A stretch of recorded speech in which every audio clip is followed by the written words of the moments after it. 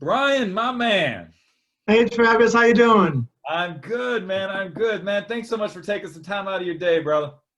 No problem. I love doing this. Well, look, man, I just want to say, we could not have put this on without you guys carving out time of your busy days to come join us. So I don't want to, I know you have some really awesome stuff because you literally teach this stuff. And so, we have authors, we have leaders, but you've not only led organizations, but you actually teach leadership. So what better than, you're an accomplished author in your own right. I've done some research on you here. You've authored a couple of different books from, and of course in the healthcare industry. You're actually writing a book right now on a path to professional leadership, which I think is amazing. You're the executive director of the Professional Leadership Academy. So what better guy do we have on our panel here today than the guy who actually teaches this stuff? So Bryan, look, man, thanks so much for taking your time, man. I know you got an awesome presentation for everybody here. So everybody listen in, this guy knows his stuff, but I can't let you off the hook, right? Okay, here we go. All right, so I'm gonna retread one for you, okay? Okay. Because I really like this one. So, well, actually, here's one for you. What is the funniest thing that has happened to you recently? The funniest thing that's happened to me recently. Is the funny thing that happened to me is usually something that I have done that's really stupid. So I, since my son is home from college right now, studying, since he has to do online classes for a while, him and I sit around and joke around and that kind of stuff. And, it's funny because, since being a college kid, he eats a lot and I cook a lot. I know, I have one of those too. And so the funniest thing is, being around him and, go into his, into his room and say, oh, what was I going to ask you? So that's the thing that's happened to me lately. It's called CRS, man. I know. From that, right? Can't remember shit. I know. Well, Doug, look, man, I don't want to take up I know you have a lot of information to put out. Everybody, please listen up. This guy is just a wealth of knowledge. He was actually supposed to be speaking at our Summit for Enlisted Leaders that we had scheduled. So for those of you that were looking forward to that, we at least were able to bring in one speaker that was already on the hook for that. So Bryan, I'm going to step away, jump off. I'll pop in when I hear you coming towards the end of your thing. And if we have some time, we'll take questions. If not, just take it to the end and then you can have questions answered on Facebook. Okay, sounds good. Thanks, Travis. Thanks, Doc. Okay. Thanks, Bryan. No problem. Okay, I'm going to share my screen here. Let's see. There you go.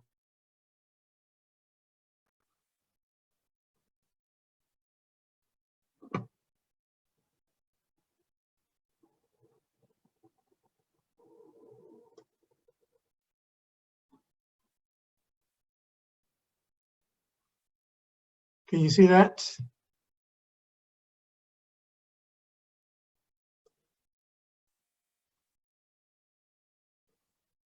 Yeah, you were showing it, Bryan. Just go ahead and share it again, and then just go into your full screen mode. Okay. I'll let you know. So guys, again, this is all live, so bear with us. We're trying to get his presentation up and running. Is that in full screen mode? Not yet. So, well, you need to share your screen again. Oh, press the button. Yeah, there we go. All right, and then go to full screen mode. You should be good. Oh, there you go. There we go. All right, man. Take it away, Bryan. Okay, thank you. Without further ado, Bryan Bennett. Well, I'm going to, thanks for everyone for showing up. I'm going to talk about leveraging social media for leadership. And this is an area that, I know Travis mentioned that I teach a lot of this stuff. I'm by no means an expert on social media because, no matter what I do, there's always something new to learn. And that's what I want to share as far as leadership is concerned. No matter where you are in your leadership journey, there's always more to learn. So keep your mind open to learning new things, and you will be, the best leader you can possibly be. So leveraging social media for leadership. First, I'm going to start with a disclaimer.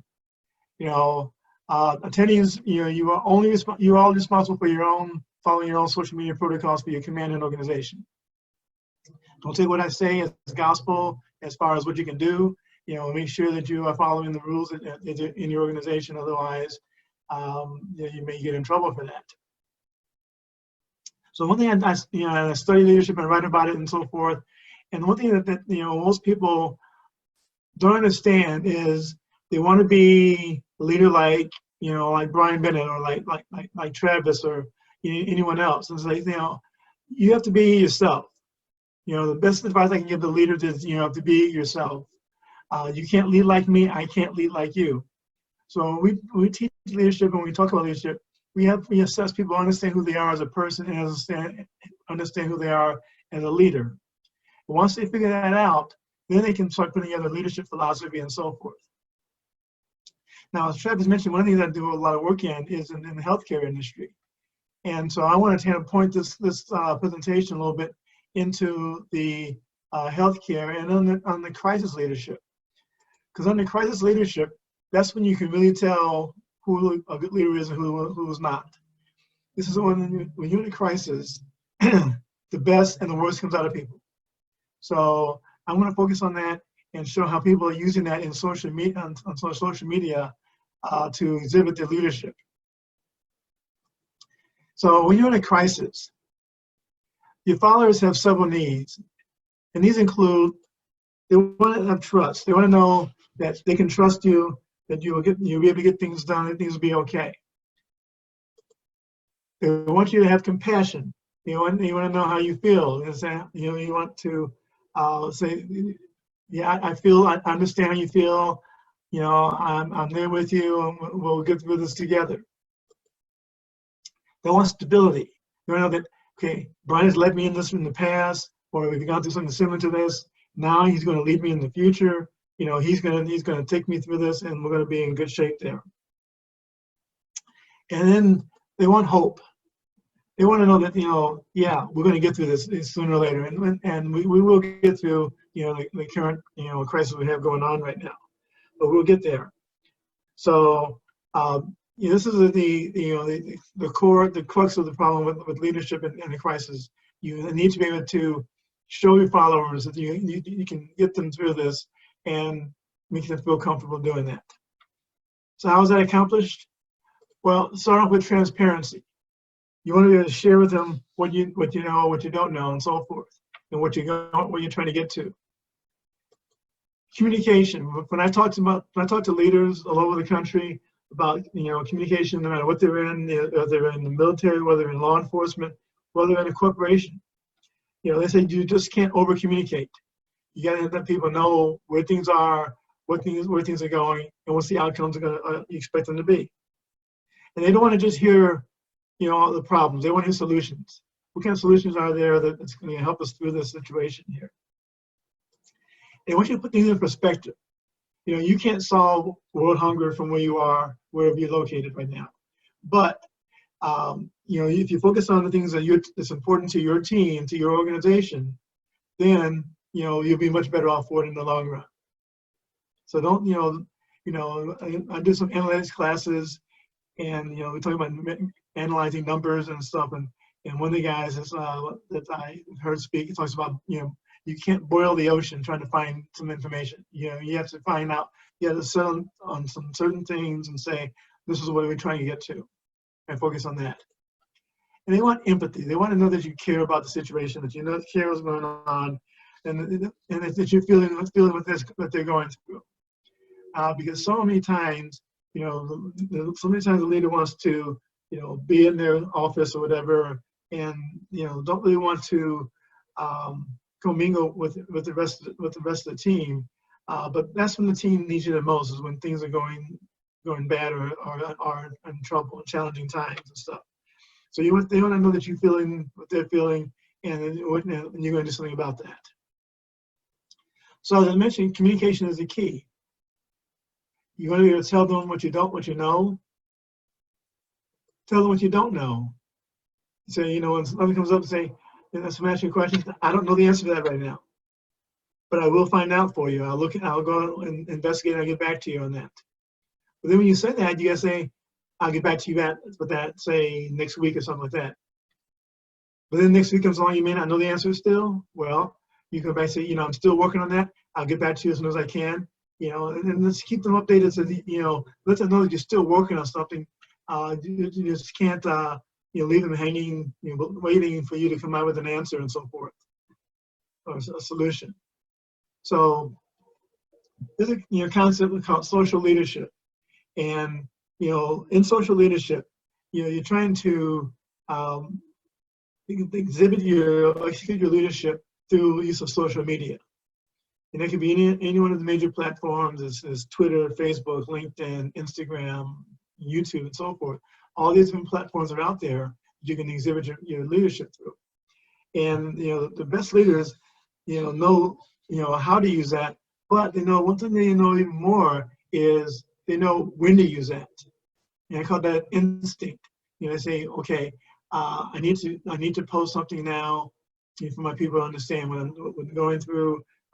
Congratulate them, show my gratitude, and so forth like that. That's what's important. You need to know when to do something and how much of it you need to do. So, with social leadership, in most of these platforms, you can create, private or limited access groups. You can have a set of links on YouTube that only certain people who have that link can get to. You can set up private groups on LinkedIn. You can limit the number of people who can access your Twitter feed and so forth. So you can do all that stuff on these social media platforms. And what it allows you to do is you can connect directly to your constituents. And, remember, with the old heads right now, and a lot of people who are working for us and working with us, the new kids on the block, or the millennials and stuff, and they're used to seeing things on social media. I send stuff to my kids on email, and they may or may not see it right away. But if I post a picture on Instagram or tweet something, they see it right away, because that's what that generation is into. So you have to understand how they want to communicate, and use that to communicate with them.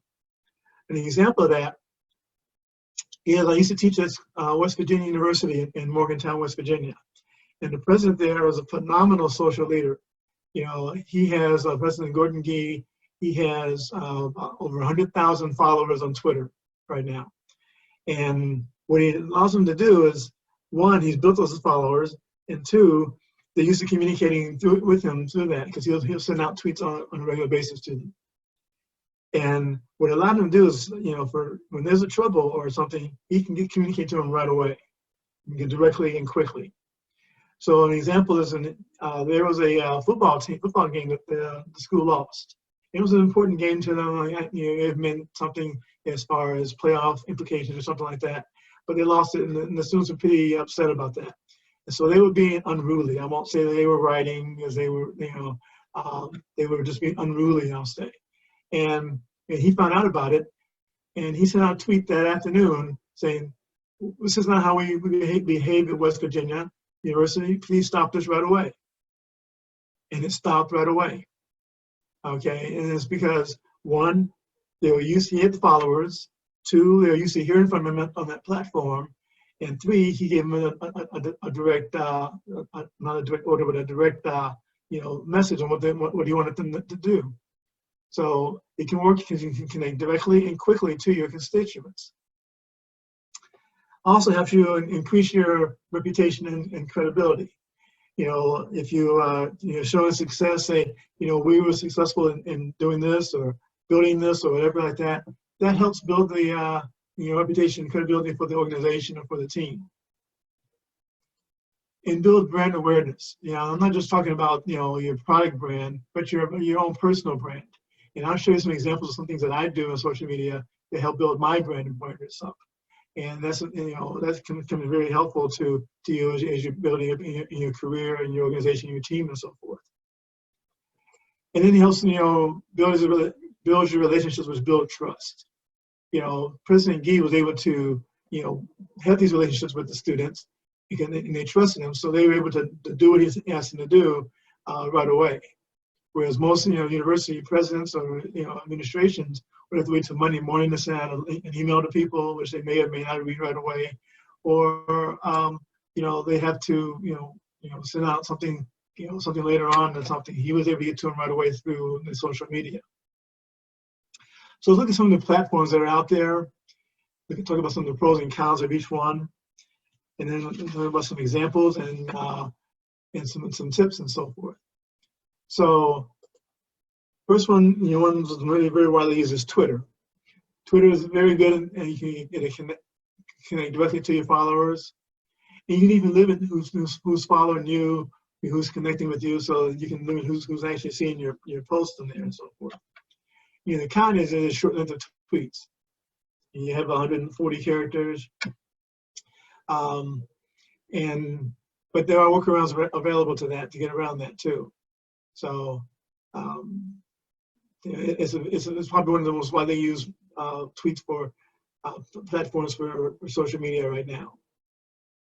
LinkedIn, you can make a lot of connections there, follow organizations, follow other people. You can make in private groups also. I launched several private groups on LinkedIn, and it allows me to, connect with people, talk to them directly, network with them, and so forth. Then also some of the con though is they have a proprietary algorithm that controls how your posts are seen.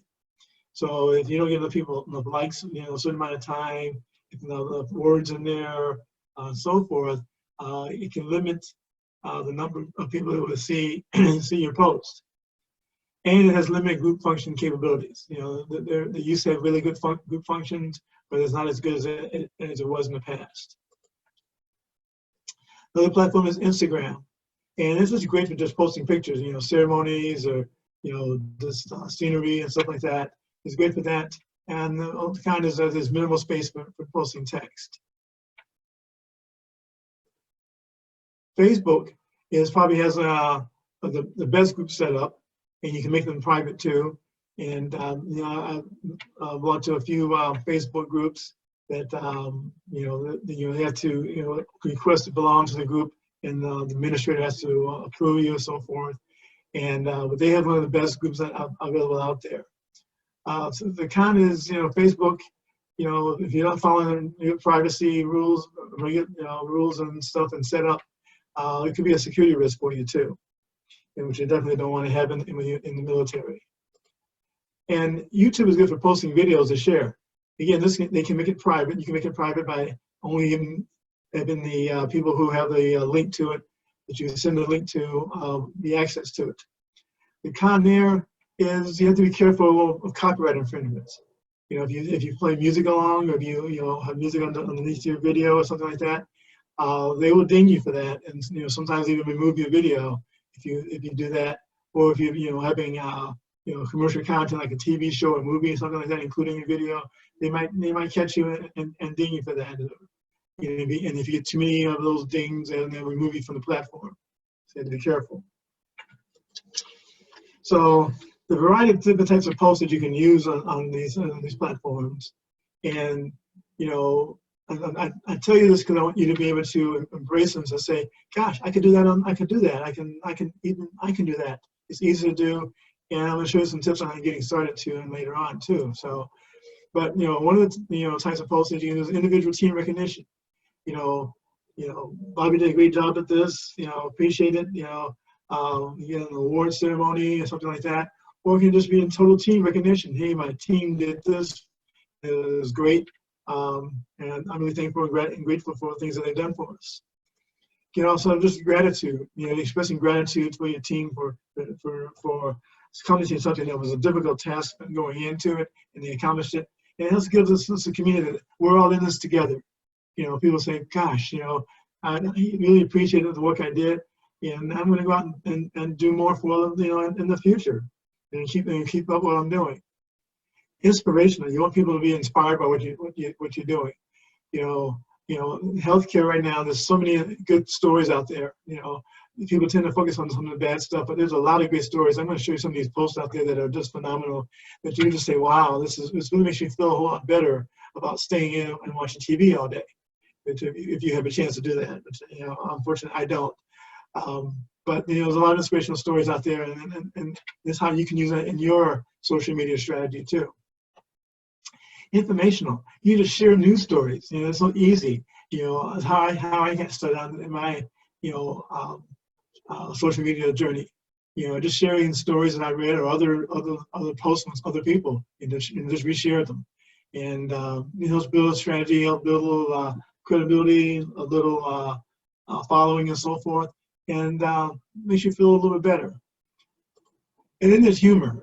Humor is fun because people love a good story, a good joke, love a good story, and humor has a high probability of becoming viral also. So you want to have humor when you can in there in your post. So some sample posts that I've come up through from different healthcare organizations I follow, so the leaders I follow, and take a look at these, and you'll see I'm enjoying watching the stories and seeing these things that are out there. And I'm going to tell you what each one of these are and what category they fall in, so you can say, wow, that's pretty cool. So this is one from Henry Ford Health System. And this one, we love our healthcare workers and want to thank them for all that they're doing to keep us safe during this time. Please join us in thanking them by using, Healthcare Heroes on your page to lift their spirits. So it says thank you to our healthcare heroes, because they really are the ones on the front lines right now. They're the ones taking the biggest risk right now. And we need to thank them and appreciate them for what they're doing. This one's from John Kors, who's the CEO of Tampa General Hospital. He's one of the interviewing for my book.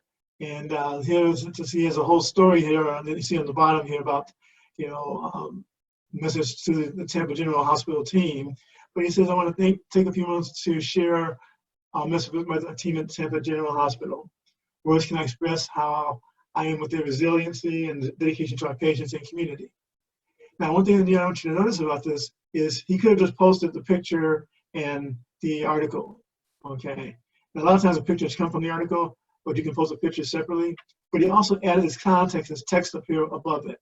And that's important because if you're using certain platforms, if somebody has, if they can't see, they read the article, or whatever, I can access it. It gives you an idea what they're going to be reading in the summary above that. So you want to try to include a summary as much as you can in some of your post.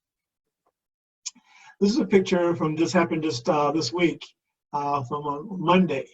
That's on the right side here. This is Kareem Abdul-Jabbar, former Laker, and this was Scripps Health. This is the CEO, Chris Van Gorder. And it's funny. I look at this picture, and what Kareem was doing was he donated 900 pairs of goggles to Scripps Health this week, for the healthcare workers. And as he said in his video, said they want to help them hopefully look as good as I did when I played basketball. So, Kareem is probably about, 70, over 70 years old or something. He looks pretty good still. But the funny thing I see in this picture, and I sent a note to Chris, and I told him, I stood next to Chris. I'm 6'3", he's about 6 feet tall. In this picture here, Kareem looks like a giant, and Chris looks like a hobbit almost. Okay, he looks really small, but I've stood next to tall people, former basketball player like Dikembe Mutombo, and he's over 7 feet, about the same height, and you do feel kind of small next to these guys. But this was a great thing he did. He also donated 900 pair of goggles to UCLA Health too this week. So he's a great guy, and appreciate all the work he does in the community. This is a picture from the Henry Ford Health System, and this is all the firefighters, saluting the healthcare workers as they left their shift and started the new shift there at the hospital. And this is another good story. We love you. You are our heroes, and so forth. And it's nice to see other heroes, recognizing, healthcare leaders and healthcare workers and stuff like that. So this was an example. This is a picture from out of Chicago area with Advocate Health in Park Ridge, Illinois. As this leader, this healthcare worker is going into work, and all the firefighters nearby standing outside, clapping for her. She goes into work, and all the healthcare workers. And again, he posted the picture, and using the content here to help people to see what's going on, and use the hashtags on there too. Here's something from Henry Ford talking about the ventilators they received from Tesla, showing the gratitude for what they're doing for them, and showing their appreciation. Because people, when you show your appreciation for people and for people who will do things for you, they'll be more willing to do things more for you, do more things for you. And I just think these several hospitals around the country are posting these kind of pictures from their staff. We go to work for you, please stay home for us. And just urge you, to do that. Stay home as much as you can, for the hospital workers, because that's how we slow the spread of the virus. But this is one hospital, there's another one here, and these are just nice pictures to see. So, and one of the things I like this one here, the heroes, the Superman saluting the heroes here. So, and this one covers a multitude of types of posts. This shows gratitude. It shows inspirational, for what they're doing, and you actually Superman posting for them, and it's kind of humorous too. So, because Superman doesn't exist, but it's a good post. And then the Cleveland Clinic is posting it's an informational one on how to keep your home clean during this time. They do a really good job of posting different things on how to do things around how to take care of yourself and so forth, even outside of this current virus and stuff like that. And this one was kind of cool. This is the Mayo Clinic post about the self-driving vans that they're using to transport the testing, the COVID-19 test. So between the hospital and the testing facility, and that's think about it. If you have someone, you don't want someone around all these viruses, these tests. You want them to have someone, you have driverless is much safer than having someone driving the van. And here, this is just a news story that Chris posted about the medical supply shortage. And he just took some context of what it's all about up here. So, yeah, I really like this post here, this Person of the Year with the healthcare workers. And when I first saw this, I said, wow, what are these bruises on their faces? And I realized these bruises are coming from they're wearing their mask and goggles all day long. So they're really out there working hard for us out there. So I'm going to leave you with some social media tips and then go over some of the things that I do really quickly here for my social media strategy. But start liking, sharing, resharing stuff is a good way to get started. You don't have to create, reinvent the light bulb. You can just start off with taking what somebody else has done and like it, share it, and so forth. That's a good start. Doesn't have to be original content. Just think about all the cat videos you've seen out there. Okay, and they're all over the place. And sometimes, I'll see a post and I may like something, and I'll see it 2 days later, the same post that someone else posted. Okay, so it doesn't have to be original content. Just remember that. And this is something I learned from one of the I call the social media experts out there that content can be reused, even across platforms. I'll give you a quick example of that in a minute here.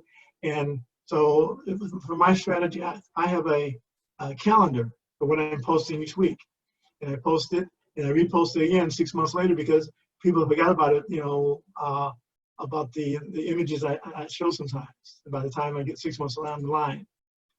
And use the hashtags and reference tags to get it seen more.